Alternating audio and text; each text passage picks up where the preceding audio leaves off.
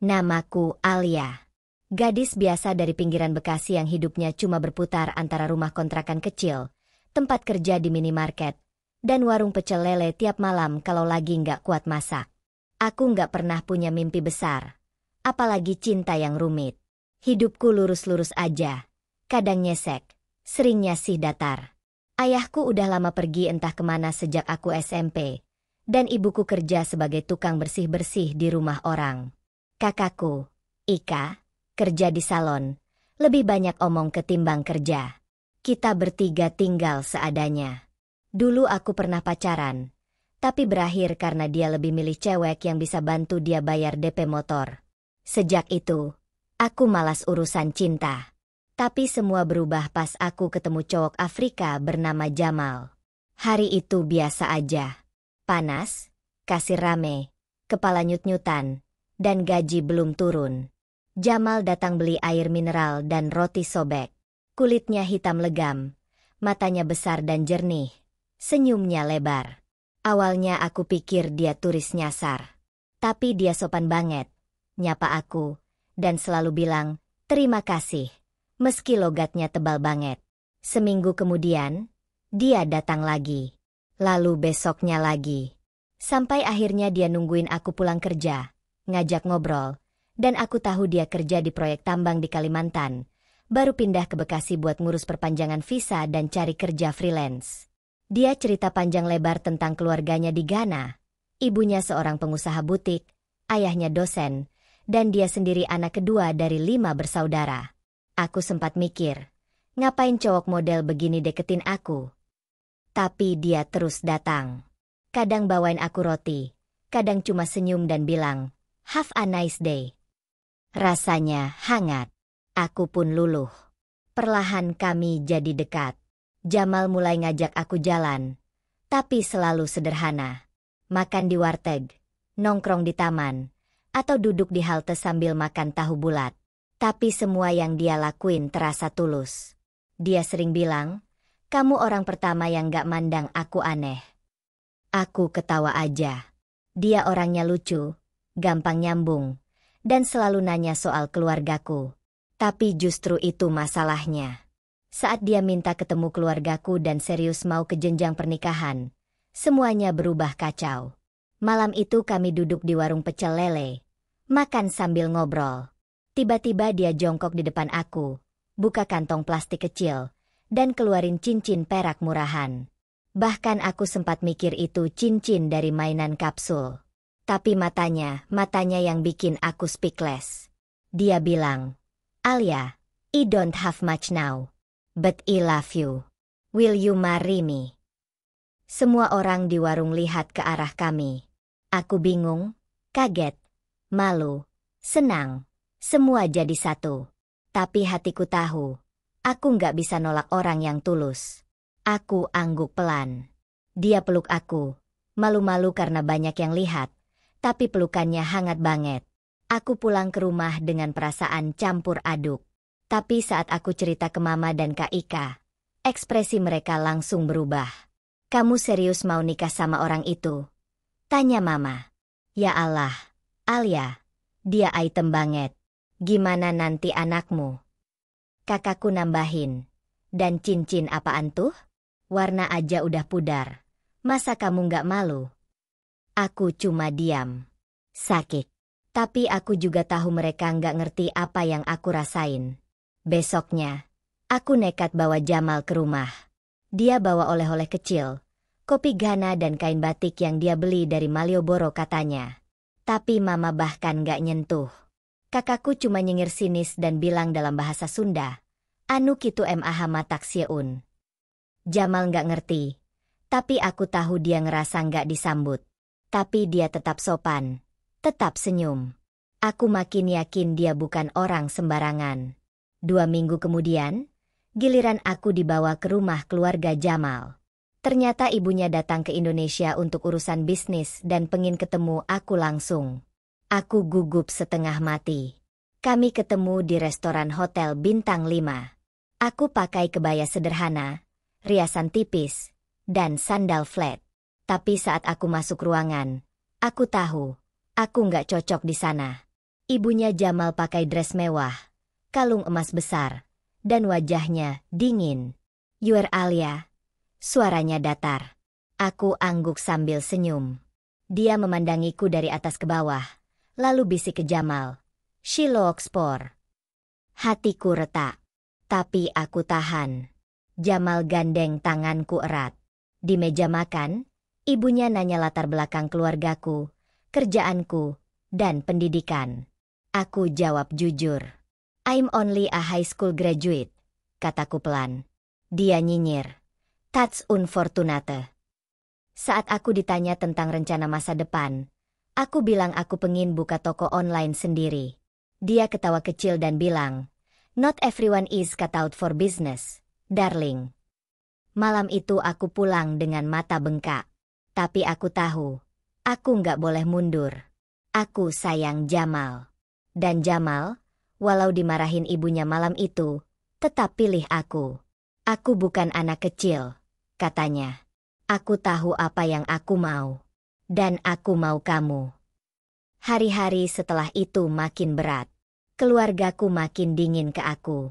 Mereka pikir aku cuma buang waktu dengan cowok Afrika yang gak punya apa-apa. Sementara keluarga Jamal juga gak berhenti mencoba memisahkan kami. Tapi satu hal yang selalu aku pegang. Dia selalu di sisiku. Kami nikah sederhana.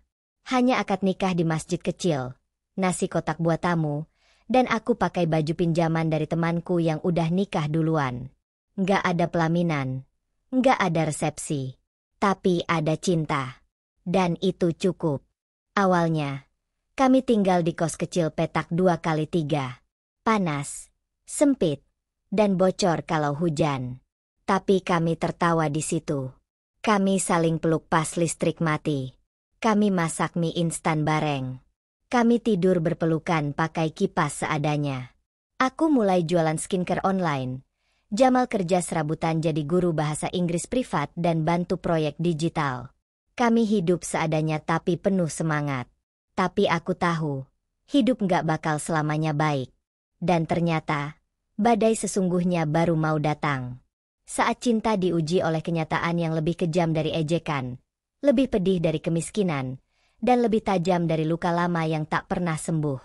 Pernikahan kami berjalan tanpa pesta, tanpa restu utuh dari dua keluarga, dan tanpa harapan besar dari siapapun kecuali dari kami berdua. Tapi anehnya, aku merasa damai. Hidup sederhana di kos kecil dengan dapur mungil dan kamar pengap tak pernah kurasa sebahagia ini. Jamal bangun lebih pagi hanya untuk bikin teh manis buatku sebelum aku packing paket-paket skincare yang aku jual online. Aku sering nulis caption dengan bahasa Inggris biar kelihatan profesional. Dan dia dengan sabar bantu koreksi tiap kalimat. Kadang dia ketawa sendiri baca gaya bahasaku yang aneh. Tapi selalu bilang, "You are getting better, love." Di saat banyak orang berharap hidupku jadi kacau setelah nikah sama pria kulit hitam, seperti yang disebut keluarga dan tetanggaku, justru aku merasa hidupku mulai berwarna. Tapi di balik semua itu, luka-luka masa lalu, penolakan dari keluarga Jamal yang masih membekas, dan cibiran orang sekitar mulai menjadi tekanan batin yang makin menumpuk. Pernah suatu malam aku pulang dari mengirim paket, tetanggaku nyeletuk ke temannya. "Itu loh, si Alia yang kawin sama bule Afrika. Katanya si kaya, tapi kok tinggal di kos." Aku senyum aja walau di dalam hati rasanya nyesek banget. Aku jadi insecure. Sering banget aku bandingin diriku sama mantan-mantan Jamal yang pernah aku intip di media sosialnya. Mereka cantik, modis, putih, dan kelihatan punya hidup enak. Aku, bahkan buat beli beda aja harus nunggu transferan dari customer. Tapi setiap kali aku merasa rendah, Jamal selalu tahu cara nenangin aku. Dia bukan tipe cowok manis yang suka ngasih bunga, tapi dia selalu bisa bikin aku merasa cukup. "Alia," katanya suatu malam saat kami duduk di atap kos sambil minum teh botol. "You don't need to compete with Anyone. You are the only one I love.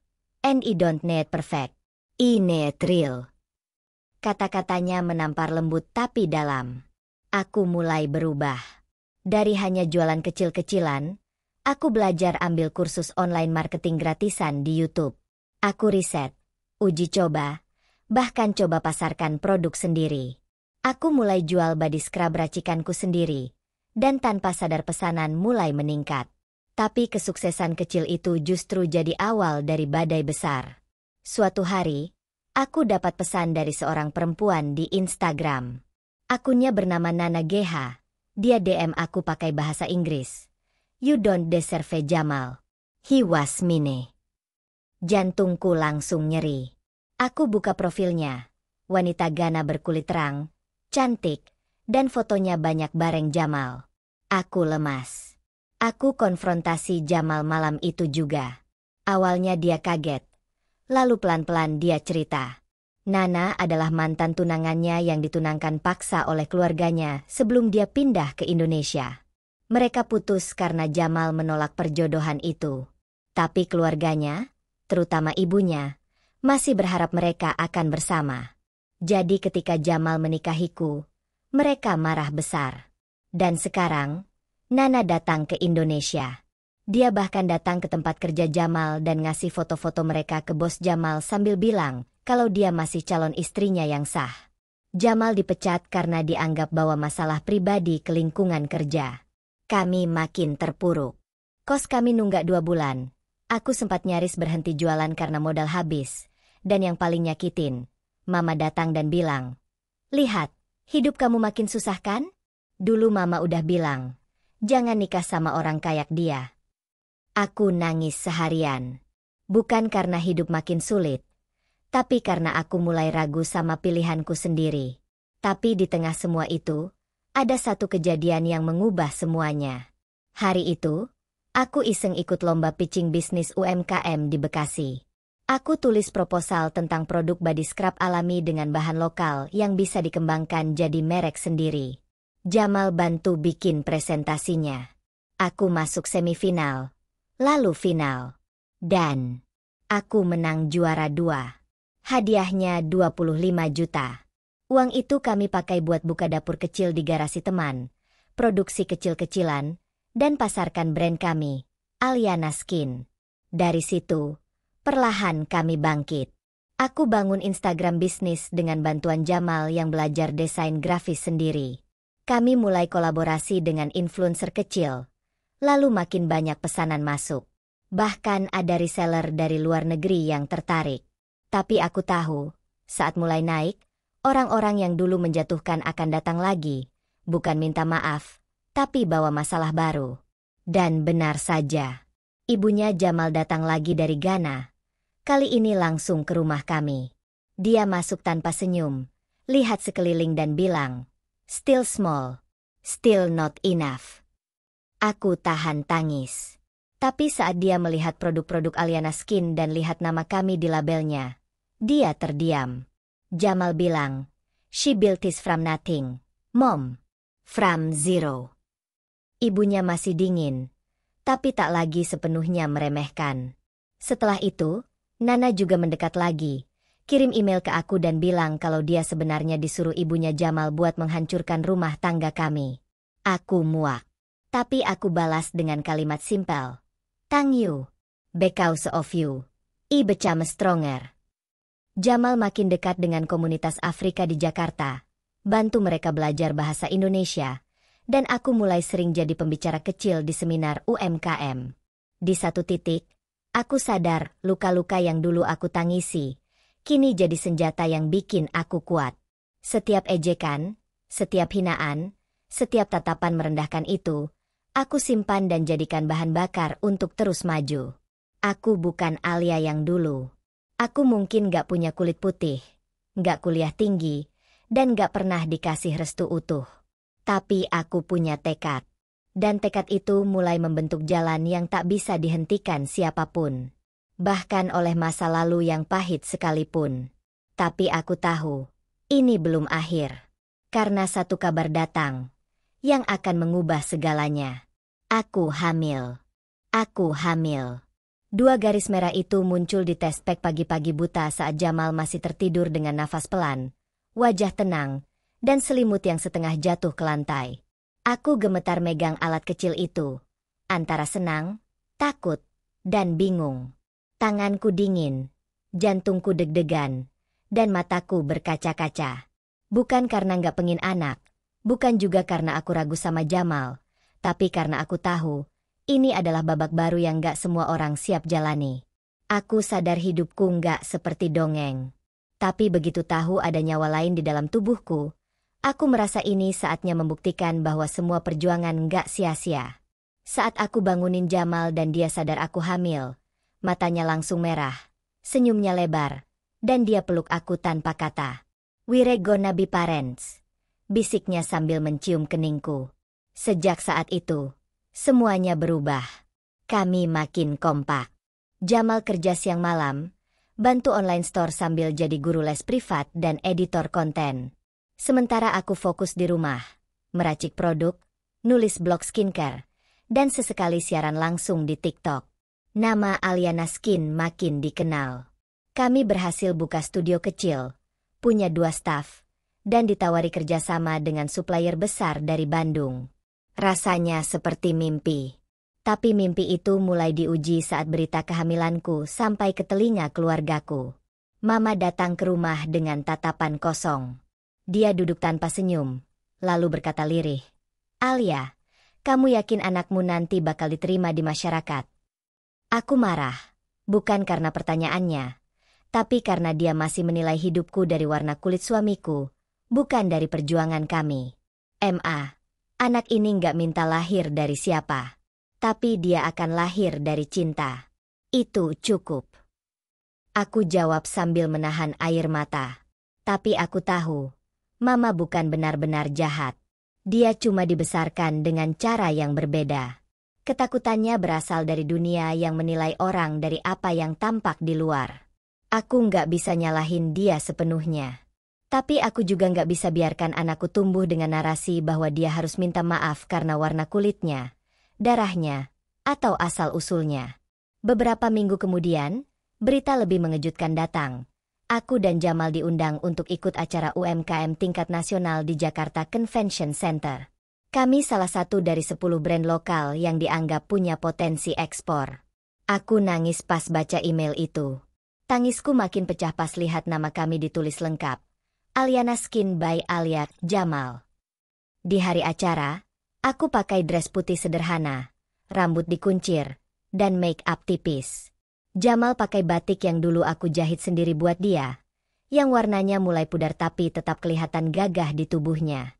Kami naik ke panggung, dipanggil sebagai pasangan suami istri dari latar belakang berbeda yang membangun brand dari nol. Saat kami cerita perjuangan, dari kos bocor, cibiran tetangga, sampai ditolak keluarga, semua peserta terdiam. Bahkan ada yang menangis.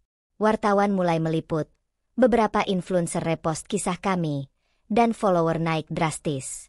Tapi seperti biasa, saat sinar lampu mulai terang, bayangan masa lalu ikut muncul. Nana kembali muncul. Kali ini, dia datang dengan nada berbeda.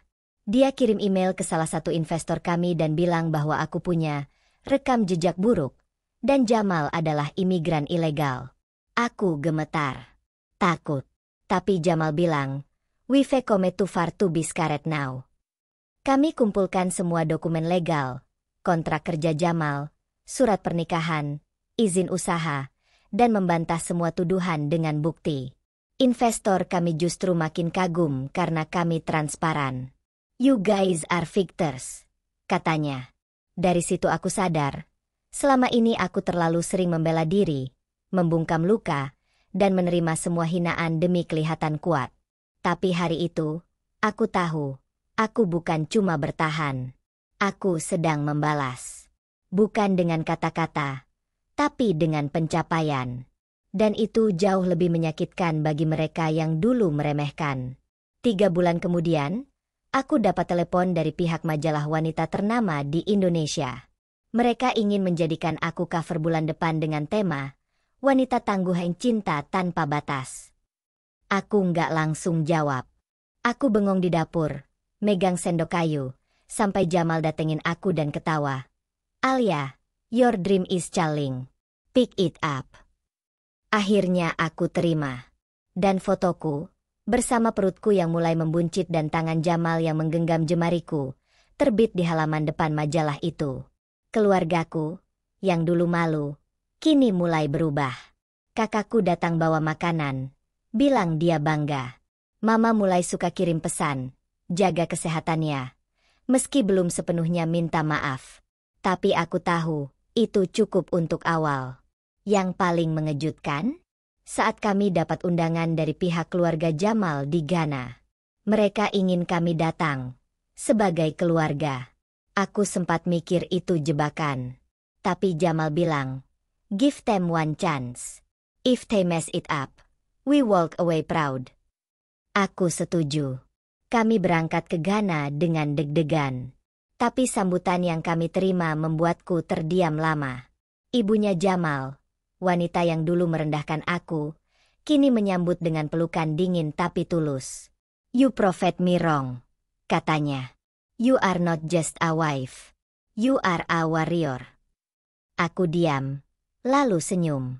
Bukan karena pengakuan itu penting, tapi karena aku sudah berdamai dengan diriku.